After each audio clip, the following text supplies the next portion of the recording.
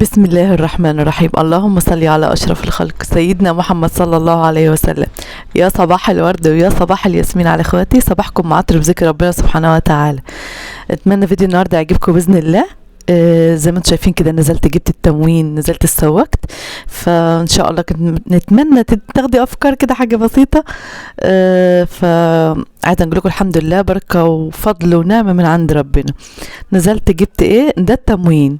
تمام. التموين ده بتاع فردين يعني، انا وجوز لان عيال صغيرين ما ينفعش يتحطوا. تمام كده. جبت زيت، جبت 2 زيت، جبت طحينه، جبت تونه، جبت ملح. ده بقى لا، ده شارياه من بره. تمام كده. والمكرونه برضو من بره يعتبر. جبت ايه؟ وجبت جلجاس. الجلجاس ده ساعة ما نقول بجلجاس بنجيب الصغير، ما بنجيبش الكبير عشان الصغير بيطيب بسرعة، لكن الكبير ده ممكن يقعد اليوم كله. فأحسن حاجة ما تيجي تجيب الجلجاس هاتي اللي هو الصغير، مش الصغير جامد يعني، وسط. الحمد لله. على فكرة الحاجة غلت أيوة، بس الخضار رخيص مش غالي. جبت برضو طماطم ب20. تمام. الطماطم كيلو ونص. جبت يعني ايه؟ جبت 3 كيلو. نص كيلو بصل اخضر عشان عيالي ما بياكلوش، انا اللي بناكله. جبت برضو خضرة، جرجير، شبت، كزبرة، تشكيلة على بعضها، مثلا بنعمل محشي، بنعمل كفتة. بتنجان برضو هنجلي، هنعمل مسجعة كده يعني. برضو بتنجان تاني للمحشي. البتنجان ده اللي هو البتنجان اللي هو للمحشي كيلو ونص ب10 والتاني ب6. جبت ب4 نعناع. والحمد لله نعمة وفضل من ربنا. الحاجة رخيصة على فكرة، مش غالية يعني، مش الغلو اللي هو. جبت الأرنبيتة دي برضو ب10 جنيه بالخضرة بتاعتها. تمام. يعني عايزة نقول لكم التسويق دي ما كملتش معايا حاجة، يمكن يعني مثلا كده بتاع 70 جنيه 80 جنيه، ما كملتش على فكرة مبلغ ولا حاجة، لأن الخضار رخيص على فكرة مش غالي. ما بتنزلي السوق بتلاقي الحاجة رخيص. الغالي بقى اللي هي ايه؟ اللحوم والحاجات دي، فعلا دي غالية. طماطم برضو جايباها يعني ايه، مش جايباها حمرا جامد عشان اما نيجي نسيبها في التلاجة ما تبص مني. انها بقى كوبايه شاي ولا حاجه. جبت ليمون برضو، عدسه نعمل كشري. هنعمل برضو عدسه عادي. حلبة برضو، مشروبات. برضو السحلب مشروب. البريل جبت الكيس الاتنين ب10، يعني الكيسين دول مع بعض كده ب10 جنيه. هروح بقى نفضل حاجه، يلا بينا. بس نعمل كوبايه الشاي. ترن ايه ده؟ كوبايه الشاي والله كده بنحس كده في ارتياح نفسي. عارفين انتوا كوبايه الشاي دي بتخلينا نجوم. في مشروبات كتير بس هو بنحب الشاي بالنعناع بصراحه، بتخلينا نقوم بقى نتنشط، نحس كده اننا ايه، صغيره مش كبيره، بنعمل ده وبنعمل ده. حاجات كده بنعملها يعني، فاهمين ازاي؟ فالواحد ما يسيبش نفسه للزهق وللملل. طول ما انت شغاله اعملي حاجه بتحبيها، هتسهل الموضوع معاكي. هنفضي بقى الحاجه ديت. دي بقى الزيت، هنحط الطحينه، مش هنفضيهم يعني، نحطهم في جنب كده يعني ايه، في رف ولا حاجه. هناخد اللي هنستعمله والباقي هنشيله. والطماطم هنغسل الليمون، هنغسل النعناع، كل ده هيتغسل. الارنبيته لا، دي هنحطها زي ما هي كده، والكيسه برضو فيها عشان تحفظها لي. لكن لو طلعتها بره هتاخد الهواء، هتتصدم من الهواء بعد كده، مش يعني هتنشف ومش هتبقى حلو. هنغسل باقي النعناع كله، وبعد كده نحطه باقي ايه. عايزه نقول لكم المصفيه دي حلوه. كنت جايباها بقالي يمكن يومين بس. حلوه خالص. بنغسل فيها الخضار، ابتديت نغسل فيها خضار كده، هتريحك بدل المواعين، وفي نفس الوقت صفايه يعني، مش هتنزل حاجه في الحوض. هنغسل باقي النعناع كله ونيجي حاطاه ينشف. بعد كده نيجي حاطاه في برطمان. الخير ربنا، الحمد لله، ده كله خير ربنا. والواحد والله لو بقى جل حاجه ونازله بمبلغ معاكي، انزلي وانت شبعانه هتجيبي اللي انت عايزاه كله. لا عارفه، لو مثلا ايه، اذا هتجيبي من كل حاجه مثلا كيلو كيلو كيلو كيلو، برضه هتتصرفي وهتجيبي، بس انت شغالي دماغك. اللهم صل على سيدنا محمد، صلى على سيدنا محمد عليه افضل الصلاه والسلام. هنحطه بقى بعد ما نخلص. هنغسل ايه، ليمون، هنغسل بقيه الحاجه. انا عايزه نقول لكل اخت، حطيت لكم ليه المقدمه انا وامي، اعوذ بالله من كلمه انا. الام رحمه من ربنا، الام والاب. اوعي تكون امك وابوك عايشين على حياة الدنيا وما بتبرهمش. شوفي انت بتتعبي ازاي، بص بتنزلي وبتطلعي بتودي عيال، عامة شغل بيتك كمروة، نودي مدارس مثلا او بنجيب عيال او الكلام ده. جوزي تعبان برضو، شغله والكلام، كل واحد فينا عليه حاجة يعني. كل واحد سبحان الله، الزوج في عمله والام في البيت. او حتى الام موظفة، بس هو ربنا جعل لكل واحد حياة عيشة بتختلف. شوفي انت بقى بتتعبي في حياتك ازاي. شوفي اهالينا واحنا صغيرين، يمكن احنا طالعين مثلا قاعدين في شقق او الكلام ده، شوفي اهالينا اللي كانت متجوزه في بيت معاها يعني كام سلفه، معاها اهل زوج، معاها وبتربي 7 عيال 8 عيال. شوفوا كانوا تعبانين ازاي في حياتهم ايام زمان. قدريهم، قدري ابوك وامك، ده رحمه من ربنا والله العظيم. الاب والام دول رحمه، على قد ما تقدري بريهم واحضنيهم، بوسي ايديهم وبوسي رجليهم، لان هم بعد ربنا سبحانه وتعالى. ربنا يدي لكل واحدة يا رب أهاليها، يا رب اديهم الصحة، ويخلي لي أمي ويحفظها يا رب، ويرحم أبويا الرحمة الواسعة يا رب، هو موتانا موتى المسلمين يا رب، اللهم أمين. فشوفي بقى الأهل تعبوا علينا ازاي. اوعي يا أبوك وأمك عايشين وما تاخديش الكلمة الحلوة منه، الدعاء الحلو منه، ده هيقعد مش هنقولك في ميزان حسناتك، لا ده هو انت ملزومة بيهم، ده هم أبوك وأمك، ده انت ملزومة بيهم في ميزان حسناتك إن شاء الله، بس ملزومة بيهم. شوفي تعبوا ازاي على حياتك، شوفي تعبوا ازاي على اخواتك، شوفي تعبوا ازاي عليكم. الاب والام دول نعمه ورحمه. في اخت بتقول يا مروه ازاي نبر ابويا وامي؟ طاطي تحت رجليهم، بوسي رجليهم وبوسي ايديهم واحضنيهم وادوهم الكلمه الحلوه.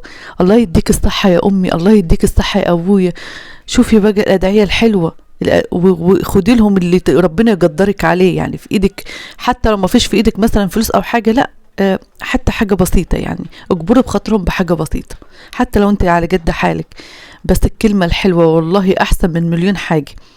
الكلمة الحلوة والحضن الحلو لأبويا والأم، وبوس ايديهم وبوس رجلهم، يكونوا راضيين عني، ده هتمشي بيه في الدنيا، هتمشي بيه في الدنيا وفي الآخرة. وبالوالدين إحسانا. فالواحد اوعي حق أبوك وأمك، ده ربنا موصي بيهم، ربنا في آيات القرآن كلها معظمها ربنا موصي بيهم.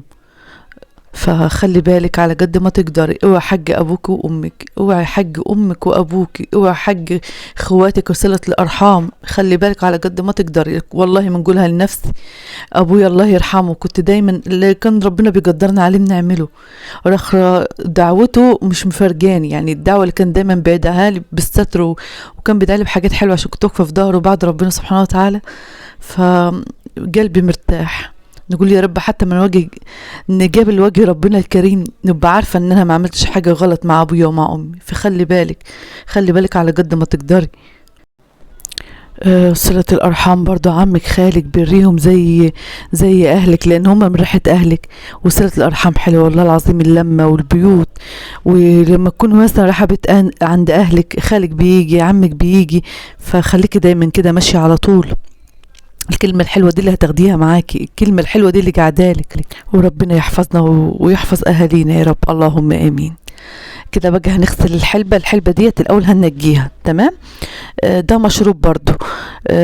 فهنمسكها برضو، يعني بيبقى فيها ايه حتت صغيرة كده حسو، هنغسلها برضو، نحطها في المصفية كده على جنب لحد ما تتصفى، وبعد كده نيجي نطلعها بقى في الشمس، عشان ايه عايزاها نحطها في برطمان برضو. يعني من الآخر كده كل حاجة هتجيبيها، لو هتجيبي مثلا حاجة بسيطة بس انزلي وانت شبعانة، هتملي البيت بالخير، هتملي بيتك بحاجات كتير، بس انزلي وانت شبعانة. مش لازم نجيب من كميات، لا هاتوا لما يخلصوا باتي غيره، هاتي حاجة اسبوع مثلا. والناس اللي الاسعار بتزيد ما تسمعيش كلام حد لما تحطي انت ايدك في الحاجة، لان تيجي ساعات ده مش عارفة ده الحاجة النهاردة بكذا، وتنزلي تلاقي العكس خالص. فقولي يعني ربنا يرحمنا يا رب، اللهم امين. بس قولي كده توكلت على الله، وانزلي انت هاتي حاجتك بايديك. اما تجيبي الحاجه بايديك تبقى عارفه اسعارك، اكتبي ورقه وقلم وانزلي شبعانه، وهنجيب بقى ده، هنجيب ده، هتبقى رايحه عارفه بتجيبي ايه، وهتبقى الموضوع سهل عليك. كده خلصت بقى، هنغسل الرخامه. بصوا ما خدش معايا اي حاجه خالص، وفي نفس الوقت برضو ايه مجهود خف من على دماغي. يعني نيجي بقى نعمل كل حاجة تبقى سهلة. الخضرة مغسولة هنغسلها غسلة تاني ما نيجي نعمل محشي ولا حاجة، والحمد لله فضل ونعمة من ربنا سبحانه وتعالى. فضيت بقى كيسان الملح دولت، الملح بنجيبه بكميات عشان بنغسل منه فراخ، بنغسل منه سمك كده يعني. وده كان كمون بس مش مطحون، هنخليه لما اللي عندي يخلص. هنغسل بقى الرخامة، ده وش نظافة حلو كده. وكل ده ولا خد مني، مش عايزة نقولك مثلا ما خدش، لا ما كملتش الساعة، كل ده كده ما كملتش الساعة ونقف. وفي نفس الوقت نظافة البيت. ده انا بنعشق المطبخ. انا عايزه نقول لك لكل اخت تعالي تعالي بس كده وقف في المطبخ معايا، بجد بنعشق المطبخ عشان عارفه ان ده هنعمل اكل لعيالي. واقفه مشغله اذاعه القران الكريم، نعمل كوبايه شاي، نعمل كوبايه حلبه، مثلا بنغسل معانين كده رغاوي فيهم، فكل ده بيدي طاقه حلو. بس طبعا الاول يعني مش عايزه نقول لك حق ربنا، ده حق ربنا رقم واحد في حياتك، وبعد كده اعملي ما شئتي. على فكره الراديو ده ننصحك تجيبي لكل اخت، والله هاتي لك راديو كده في المطبخ زي حالتي كده، اذاعه القران الكريم على طول شغاله، وفي نفس الوقت ايه ده بتدي ودنك للحاجه اللي تستفادي بيها. وده كان فيديو النهارده. يلا كده الدعاء لكل اخت بتقولي ادعي لي يا مروه. في ام نور، ربنا يسعدها ويفرحها باولادها يا رب، اللهم امين، ويهنيكي ويسعدك في بيتك ويبارك لك في اولادك، اللهم امين يا رب. ام نور. في ام الحبيب عبد السلام ومريم، ربنا يسعد روحها ويبارك لها في اولادها يا رب، اللهم امين. في دينا من مصر، ربنا يسعدك ويهنيك يا دينا ويرزقك بابن الحلال يا رب. في فلة من الجزائر برضو، ربنا يسعدها ويرزقها بابن الحلال يا رب، اللي يهنيها ويريح بالها هي ودينا وكل اللي زيكم، اللهم امين يا رب العالمين. في سارة من الجزائر، ربنا يهنيك يا سارة ويسعدك ويرزقك الرزق الواسع يا رب، اللهم امين، انت وزوجك واولادك، اللهم امين يا رب. في ام حمادة من سوهاج، ربنا يفرحك بحمادة وباخواته يا رب، اللهم امين. في ام علي من الجزائر، ربنا يبارك لك في اولادك يا رب ويهنيك ويسعدك يا ام علي ويرزقك يا رب الرزق الواسع المبارك، اللهم امين يا رب العالمين. في نوسة من العراق، ربنا يبارك لك في اولادك يا رب ويهنيك ويسعدك، اللهم امين يا رب. في نورة حسن، ربنا يبارك لك في والدتك يا رب ويشفيها لك يا رب ويشفيها يا رب ويشفي كل مريض يا رب، اللهم امين. نورة حسن. في برضو جيجي، ربنا يسعد روحك جيجي يا رب، اللهم امين يا رب العالمين. في ام راشد من الامارات، ربنا يفرحك براشد وباخواته يا رب، اللهم امين يا رب العالمين. في ام نضال، ربنا يحفظك ويجعلك مباركه اينما كنت، اللهم امين يا رب العالمين. في اختي باسم ايميل مرزوق حمزه، بتقولي ادعي لي مره ربنا يهدي لي حماتي ويبارك لي في زوجي وفي اولادي، ربنا يهدي لك حماتك يا رب ويبارك لك في زوجك وفي اولادك ويفرحك باولادك يا رب ويهنيكي ويسعدك ويهدي لك قلب حماتك يا رب، اللهم امين. في فتحيه من الجزائر، بتقول يا مروه ادعي لي بالذريه الصالحه، ربنا يديك الذريه الصالحه الفالحه يا رب انت وكل مشتاق، اللهم امين يا رب العالمين. في ام احمد من السعوديه، ربنا يشفي لك ابنك يا رب ويبارك لك في جوزك وفي اولادك، اللهم امين يا رب. في اختي من العراق، ربنا يسعد روحك يا رب، اللهم امين. في ام حسين من العراق، ربنا يبارك لك في اولادك يا ام حسين ويفرحك بفرحهم ويهنيك ويسعدك يا رب، اللهم امين. ام عمار من سوريا، ربنا يبارك لك في اولادك يا رب، اللهم امين يا رب العالمين. ام عمار من سوريا، ويديك يا رب الرزق الواسع المبارك يا رب، اللهم امين يا رب العالمين. في اختي برضه بتكتب لي ادعيه حلوه، ربنا يجعلها في ميزان حسناتك يا رب، اللهم امين. ام هنا من مصر، ربنا يبارك لك في هنا يا رب، اللهم امين يا رب العالمين. الدكتوره الجميله، ربنا يسعد روحك يا رب. هند حسن، وربنا يسعدك يا رب يا هند يا رب، اللهم امين يا رب. في اختي بتقول لي يا مروه ادعي لي بصلاح الحال، ربنا يصلح حالك يا رب ويرزقك بكل تتمنيه يا رب، اللهم امين. ام شاهد، ربنا يسعد قلبك ويسعد روحك ويفرحك بشاهد وباخواتها يا رب ويشفيك لاولادك يا رب، اللهم امين. ام شاهد من مصر. وده كان فيديو النهارده، ربنا يسعد روحك ويسعد قلوبكم يا رب. نسيبكم في رعايه الله، السلام عليكم.